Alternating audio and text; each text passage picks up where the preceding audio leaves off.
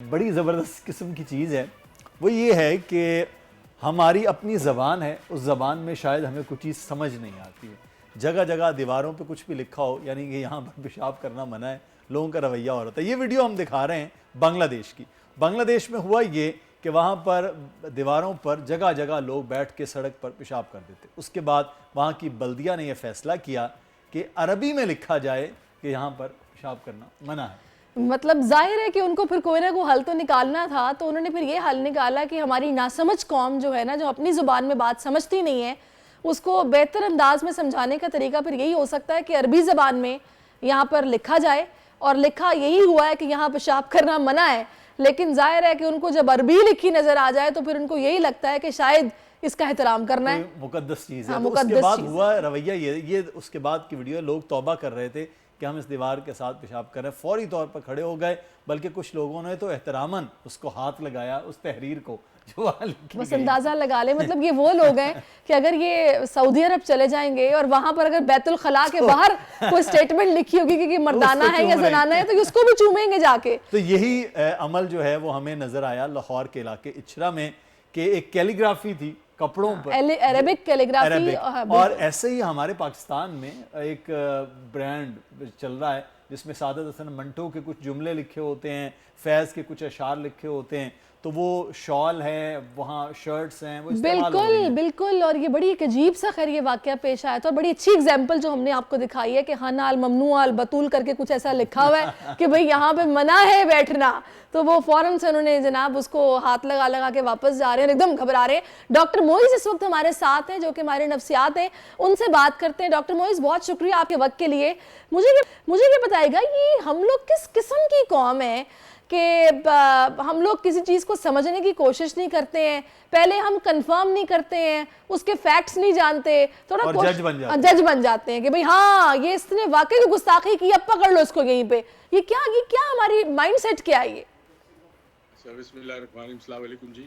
وعلیکم السلام۔ یہ جو آپ نے واقعہ بنگلہ دیش کا بتایا، آج سے 7 یا 8 سال پہلے میں بتا چکا تھا کہ یہ بنگلہ دیش میں ایکچولی ہوا تھا۔ اچھا، ایک انگریزی میں بڑا خوبصورت ایک جملہ ہے، when the mind goes blind, eyes are of no use۔ جب ذہن اندھا ہو جائے تو آنکھوں کی کوئی ضرورت نہیں ہوتی۔ تو اس میں چند چیزیں سمجھنی ضروری ہے۔ نمبر 1، موب سائیکالوجی سمجھنی بڑی ضروری ہے، اور دوسرا ہم جو اندھا فالو کرتے ہیں بغیر کسی سوجھ بوجھ کے، علم کے، نالج کے، جس کی وجہ سے یہ معاشرہ اتنا برا ہے، اتنا بدحال ہے، اس معاشرے میں کردار ختم ہو گیا، اخلاق ختم ہو گیا، تہذیب ختم ہو گئی۔ اس کی سب سے بڑی وجہ ہے کہ ہمارے پاس سمجھ نہیں ہے، ہمارے پاس شعور نہیں ہے، اور ہمارے پاس علم نہیں ہے۔ سب سے پہلے تو میں اے ایس پی شاہ بانو کو سلام۔ میں نے ویڈیو دیکھی، اس میں مجھے سمجھ میں آیا کہ اس خاتون نے کس طرح اس سچویشن کو ہینڈل کیا، اس کی باڈی لینگویج کیا تھی، اور اس نے جملے کیسے استعمال کیے جس سے موب جو ہے وہ کنٹرول ہو گیا۔ اچھا، موب سائیکالوجی میں ایک چیز یاد رکھیں کہ ایک شخص اگر سڑک پر پتھر پھینکے گا تو اس کے پیچھے دوسرا بغیر سوچے سمجھے کہ اس نے کیوں پھینکا وہ خود بھی پتھر پھینکے گا، پھر تیسرا پھینکے گا، پھر سارے لوگ پھینکنا شروع کریں گے۔ کسی کو پتا نہیں کہ میں نے کیوں کر رہا ہوں، مگر چونکہ ایک شخص نے کیا ہے اس کو فالو کریں گے۔ موب سائیکالوجی میں سب سے بڑا خطرہ یہ ہوتا ہے کہ آپ ان کو سمجھا نہیں سکتے، آپ ان کو روک نہیں سکتے۔ اب اتنا سوچیں کہ اگر تو شرٹ کے اوپر کوئی ایسی چیز لکھی ہے جو آپ کے خیال میں عربی ہے اور آپ کے خیال میں قرآن ہے، تو آپ کو اس کی تحقیق کرنی تھی، آپ پولیس خود بلاتے، یعنی جو موب تھا وہاں پہ اور جو لوگ اس کو انسٹیگیٹ کر رہے تھے وہ خود پولیس کو بلاتے، چیک کرتے، انویسٹیگیشن ہوتی۔ اگر تو بے حرمتی ہوئی ہے تو سزا کے لائق ہے وہ شخص جس نے یہ کام کیا ہے، مگر اگر نہیں ہوئی تو پھر وہ شخص کی جان کو خطرہ تھا جو اس وقت اے ایس پی نے بچا لیا۔ ڈاکٹر موئز، ایک چیز جو کہ میں چاہوں گی اس پر آپ روشنی ڈالیے کہ یہ وہ عناصر جو اس میں باقاعدہ اکساتے ہیں اور باقی لوگوں کو بھی اس قسم کے نعرے لگا کر یہ سر تن سے جدا والے اور اکٹھا کرتے ہیں اور اس طرف مطلب قائل کرتے ہیں کہ بھی ہاں ہم نے پکڑ لیا ہے، اور بغیر کسی تحقیق کے، بغیر کسی جانچ پڑتال کے خود ہی جج بن جاتے ہیں اس موقع پر، ان کی کاؤنسلنگ کون کرے گا؟ یہ تو میرا خیال ہے کہ آگے آنے والے وقت لیے بھی ہمارے لیے خطرہ ہے۔ بالکل آپ دیکھیں پچھلے 15 سے 20 سال میں اس قسم کے واقعات اتنے بڑھ گئے کہ جس کی کوئی انتہا نہیں، اور سب سے عجیب و غریب بات ہے کہ جو شخص لیڈ کرتا ہے وہ خود جاہل ہے، اسے خود نہیں پتا۔ اچھا، اب اس کے پیچھے بھی بہت سارے عوامل ہے کہ جی عوام کیوں ساتھ دیتی ہے، کچھ لوگ تو اس موب میں کچھ لوگ تو ہوں گے نا جن میں کچھ شعور ہوگا, کچھ سمجھ ہوگی, اللہ نے کچھ عقل دی ہوگی کہ نہیں یار ہم ایسا نہ کریں, ہم پہلے تحقیق کریں. جی مگر وجہ ہے کہ وہ ساتھ کیوں دیتے, اس کی سب سے بڑی وجہ یہ کہ معاشرے میں سٹریس بہت بڑھ گیا ہے. دیکھیے جب سٹریس بڑھتا ہے تو غصہ جب پیدا ہوتا ہے آپ کو, تو غصہ آپ کہاں نکالتے, یا تو گھر پہ نکالتے, یا آفس میں نکالتے, سڑک پہ نکالتے. اپنے دفتر میں یا کام پہ آپ نکال نہیں سکتے, یا باس آپ کو نکال دے گا. گھر کے اندر بیوی پہ نکالیں گے تو وہ چپ چاپ خاموشی سے سہ لے گی, یا بچے سہ لیں گے.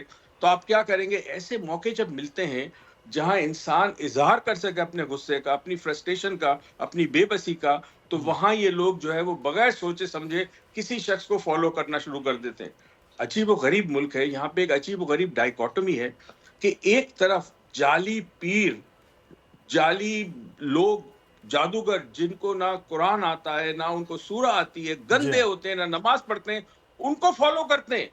اور ایگزیکٹ. دوسری طرف دیکھا جائے تو بغیر سوچے سمجھے آپ کسی کے پیچھے پڑے, اس کا قصور ہے نہیں ہے, اس پہ کیا لکھا ہے, اس کے اندر الفاظ کیا, اس الفاظ کے معنی بھی نہیں پتا لوگوں کو. تو میرے خیال میں سب سے بڑا مسئلہ نمبر 1 سٹریس کا ہے. دوسرا, یہاں پہ ابھی تک کوئی قانون میں ایسا کام نہیں کیا کہ جی نظر آئے کہ جن لوگوں نے کسی بے قصور کو مارا یا اسے مارنے کی کوشش کی کو سزا ملی. اگر کل میں مانتا ہوں پولیس فورس کم تھی, وہ جگہ اچھلا کی اتنی پتلی ہے, باریک ہے کہ گاڑی تو آ نہیں سکتی, بندہ کندھے سے کندھے لگا کے چلتا ہے.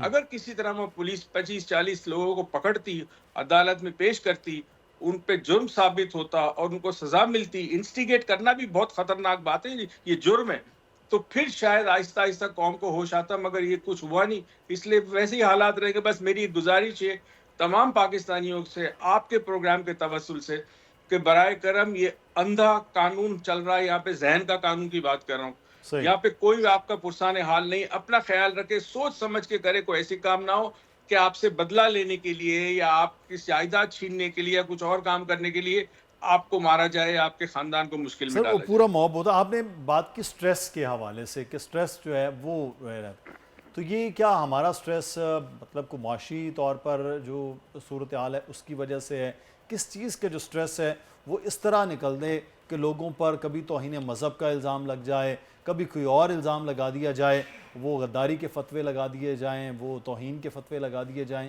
کیوں وجہ یہ سٹریس کی کیا؟ دیکھیں ایک چیز یاد رکھے, جو لیڈر انسٹیگیٹ کرتا ہے نا اس کام کو, اس کے تو اپنے عزائم ہوتے ہیں, اس کے اپنے ریزنز ہوتے ہیں, جائیداد پہ قبضہ کرنا ہے, بدلہ لینا ہے, جو بھی کرنا ہے. جو موب پیچھے فالو کرتا ہے ان کا سٹریس لیول کی وجہ بہت ساری ہے. دیکھیں کہ ابھی بجلی کی قیمت بڑھ گئی, گیس کی قیمت بڑھ گئی, پیٹرول بڑھ گیا, تو روزگار اویلیبل نہیں ہے, کھانے پینے کی. مجھے حیرت ہے ابھی رمضان میں کتنے دن ہیں, کل کیلے کا دام بڑھا دیا. جی ہاں, یعنی اب یہ کیلا رمضان میں 350 سے 400 روپے ڈزن ہوگا. گاڈ. عام آدمی, یہاں میں بتا رہا ہوں, میرے گلی کے اندر ایک کیلے والا آتا ہے, ہر 2 دن کے بعد صحیح. میں اس سے 1 ڈزن لیتا ہوں. اچھا 140 ڈاکٹر روپے موئز 2 آپ دن بڑی پہلے دیا, امپورٹنٹ کل اس بات نے کر رہے ہیں کہ 180 یہ دیا. سٹریس کیوں اور کس وجہ سے ہو رہا ہے. تو ڈاکٹر موئز میں آپ سے یہ جاننا چاہ رہی ہوں, مجھے یہ بتائے گا کہ آپ جنرلی کیا رائے رکھتے ہیں. ابھی میں اوور آل بات کروں گی, یہ جو ایک مائنڈ سیٹ جس کی ہم بارے میں بات کر رہے ہیں کہ وہ سارے بابا جی جن کے بارے میں جگہ جگہ دیواروں پر لکھا ہوتا ہے کہ یہ ہر طرح کا علاج محبوب آپ کے قدموں میں, کوئی پرانا مسئلہ ہو ایسے سیکنڈز میں حل ہو جائے گا. ایک تو ان کے پیچھے لگنے والے لوگ, ظاہر ہے میں نے ایسے کئی لوگ دیکھے جو جن نکالنے کے چکر میں اپنے پیاروں کی جان کھو دیتے ہیں, لیکن جن نکلواتے ہیں لازمی. اس کے بعد اس طرح کے موبس جو کہ کسی ایک کی جان کے دشمن بن جاتے, سب چڑھ دوڑتے, یہ بھی نہیں پرواہ کرتے کہ وہ جان سے چلا جائے گا. ان کی کاؤنسلنگ کون کرے گا؟ دیکھیے کاؤنسلنگ کے لیے تو ایک فرد کی تو کاؤنسلنگ ہو سکتی ہے نا, اتنے ہزاروں لاکھوں لوگوں کی کاؤنسلنگ کیسے ہوگی, ممکن نہیں. تو اس کا ایک طریقہ ہے, 1 to 1 بیسس پہ نہیں ہو سکتی. اس کا طریقہ یہ ہے کہ میڈیا, سکولز, یونیورسٹی, کالجز اور گھر. اچھا, میری یونیورسٹی سے میری مراد مدارس بھی ہیں نا, جہاں پہ علم ملتا ہے, تعلیم ملتی ہے. ایک وہ بہت بڑا سینٹر ہے کہ جہاں پہ لوگوں کے اندر شعور پیدا کیا جائے, اور یہ نہ کہا جائے کہ دیکھیں جو بلائنڈ فیتھ کا کانسیپٹ ہے نا, وہ ان چیزوں پہ ہے جو انسان کے حواس میں نہیں آ سکتی. مثلا اللہ تعالیٰ کو آپ دیکھ نہیں سکتے, تو وہاں یو نیڈ بلائنڈ فیتھ کہ ہے. قرآن آپ کے سامنے نازل نہیں ہوا, مگر آپ کا فیتھ ہے کہ قرآن ہے, جو کتاب میرے سامنے ہی نبی کریم صلی اللہ علیہ وسلم کے قلب مبارک پر نازل ہوئی تھی. پھر تمام انبیاء آپ کے سامنے کوئی نہیں آیا, تو بلائنڈ فیتھ ضروری ہے.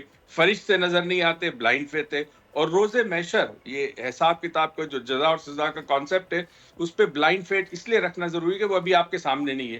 اس کے علاوہ جتنی چیزیں ہیں اس کو انسان کو مشاہدہ کر کے، غور و فکر کر کر، سوچ بچار کر کر کسی نتیجے پہ پہنچنا. قرآن بار بار یہ کیوں کہہ رہا ہے؟ یہ نشانیاں ہیں، غور کیوں نہیں کرتے؟ سوچنے والے کے لیے نشانیاں ہیں. یہ قوم سوچنا بند کرتی ہے. تو یہ شروع ہوگا گھر سے. صحیح. گھر کے بعد جو بھی تعلیمی ادارے ہیں، ڈاکٹر صاحب یہ بالکل مدارس آپ سے صحیح بات کر رہے ہیں کہ یہ سب کی ذمہ داری ہے، لنک کی جانی چاہیے. بہت شکریہ ڈاکٹر معیز ہمارے ساتھ موجود تھے. سبسکرائب کریں اور بیل دبائیں تاکہ کوئی خبر رہ نہ جائے.